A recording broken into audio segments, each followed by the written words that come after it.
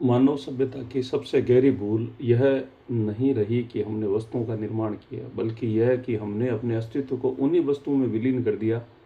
वर्ष 2026 का संकट केवल तकनीकी, आर्थिक या पर्यावरणीय नहीं है, यह संस्कृति, अति संलग्नता का संकट है। हमने अपनी पहचान को पैसे, अपने मूल्य को धन से और अपनी सुरक्षा को नियंत्रण से और अपने प्रेम को स्वामित्व से जोड़ दिया। परिणाम स्वरूप जब ये आधार डगमगाते हैं तो हमारा संपूर्ण आत्मबोध भी संकट में पड़ जाता है। कृत्रिम बुद्धिमत्ता लाखों लोगों से उनका राज्य, उनकी पैसेगत पहचान छीन सकती है।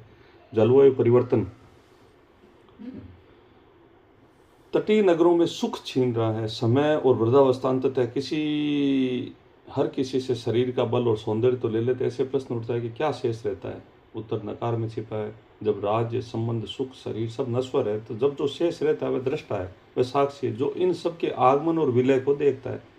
उसे आप आत्मा कहे, चेतना कहे, मात्र वह क्षमता जो बिना किसी स्वामित्व के प्रेम कर सकती है, वही आपका वास्तविक स्वरूप है। इस बोध का व्यवहारिक अर्थ पलायन नहीं है, बल्कि परिष्कार है।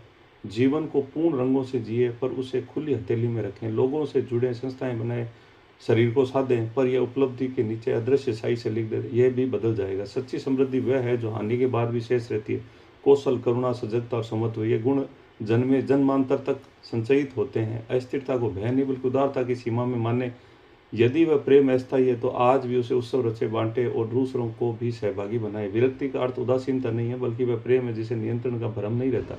अनंत काल तक, अनंत स्क्रॉल और सीमित जीवन के इस युग में प्राचीन सत्य अनंत आधुनिक प्रतीत होता है। यह हमें खेल छोड़ने को नहीं कहता, बल्कि स्मरण दिलाता है कि यह खेल है, ताकि हम कुशलता से खेलें, सांस में खेलें, गिरने वालों को उठाएं, क्योंकि अंततः जब कुछ भी हमारा नहीं रहता, केवल वही शेष रहता है जिसे हमने उस क्षण को क्षण में कैसे जिया है। धन्यवाद।